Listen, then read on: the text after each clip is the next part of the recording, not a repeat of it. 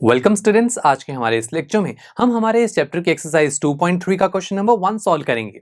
जैसे कि हम देख पा रहे हैं कि इस क्वेश्चन नंबर 1 में ढेर सारे पार्ट्स हमारे सामने गिवन है जहां पर फ्रैक्शंस को डिवाइड किया जा रहा है। तो हमें 1 बाय 1 इन पार्ट्स को पिक करना है और सॉल्व करना है। जैसे कि सबसे पहले पार्ट में है 12 डिवाइडेड बाय 3/4, यानी कि हमें 12 को डिवाइड करना है 3/4 से। ये कैसे करें?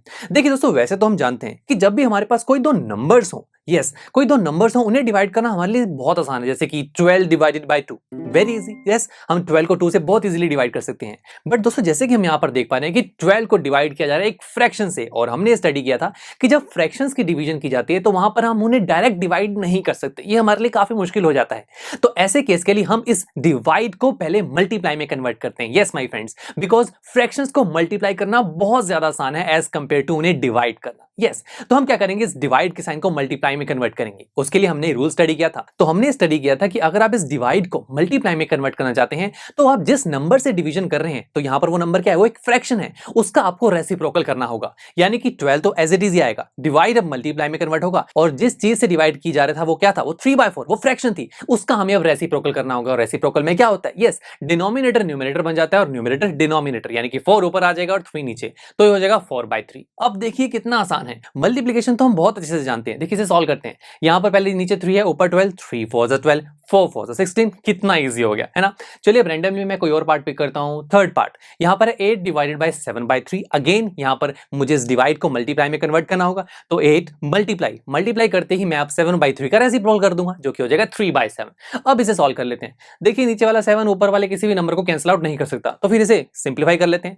8 मल्टीप्लाई होगा 3 से, आंसर विल बी 24, डिवाइड में 7 था। बस दोस्तों, इसे हम फर्दर सॉल्व तो नहीं कर सकते, इसे हम यहीं पर छोड़ सकते हैं। आगे और कोई रैंडम पार्ट पिक करते हैं। लास्ट पार्ट जो कि 6 पार्ट है, जो कि 5 डिवाइडेड बाय 3 4/7। देखिए 5 तो ठीक है, एक नॉर्मल नंबर है, बट 3 4/7 एक मिक्स्ड फ्रैक्शन है। और हम जानते हैं कि मल्टीप्लिकेशन हो या फिर डिवीजन हो, पहले अगर कोई मिक्स्ड फ्रैक्शन आ रही है तो आपको उसे नॉर्मल फ्रैक्शन में कन्वर्ट करना होता है, तभी जाकर आप उसकी डिवीजन या मल्टीप्लिकेशन कर सकते हैं। तो हम इस 3 4/7 इस मिक्स्ड फ्रैक्शन को पहले फ्रैक्शन में कन्वर्ट करेंगे, वो काफी आसान है। उसके लिए हम क्या करेंगे, हम जानते हैं, हम पहले इस डिनोमिनेटर जो 7 है उसको मल्टीप्लाई करेंगे होल नंबर से, जो कि है 3। 7 3 21। इस 21 को हम हमारे माइंड में रख लेंगे। फिर इस 21 में हम 4 ऐड करेंगे, जो कि न्यूमरेटर है, आंसर विल बी 25। तो ये 25 आपके लिए एक नया न्यूमरेटर बनेगा। डिवाइडेड बाय डिनोमिनेटर वही होता है जो आपके मिक्स फ्रैक्शन में होता है, जो कि है 7। देखिए बिल्कुल सिंपल हो गया। 5 डिवाइडेड बाय 25/7। इस डिवाइड को जैसे ही मैं मल्टीप्लाई में कन्वर्ट करूंगा तो 25/7 का रेसिप्रोकल हो जाएगा, जो कि होगा 7 डिवाइड बाय 25। अब देखिए कितना सिंपल है। ऊपर 5 है, नीचे 25, 5 5 is 25 and answer will be 7/5। यही हमें निकालना था। तो देखा कितना आसान है इन पार्ट्स को सॉल्व करना। और जो भी पार्ट्स मैंने यहाँ पर स्किप किए हैं, ये आप खुद ट्राई करना और अपने सॉल्यूशंस को हमारे पीयूष टेक रिटन सॉल्यूशन से वेरीफाई करना। चलिए मिलते हैं आपसे नेक्स्ट लेक्चर में, जहां पर हम हमारी इसी एक्सरसाइज का क्वेश्चन नंबर 2 सॉल्व करेंगे। आई एम श्योर स्टूडेंट्स, आपको ये लेक्चर काफी पसंद आया होगा, और ऐसे ही मजेदार तरीके से अपने हर एक कॉन्सेप्ट क्लियर करने के लिए डाउनलोड कीजिए पीयूष टेक ऐप को, जहां पर आपके पास और भी बहुत सारे ऑप्शंस होंगे, जैसे कि back exercise solutions, tip videos, sample papers and much more. So what are you waiting for? Download the app now.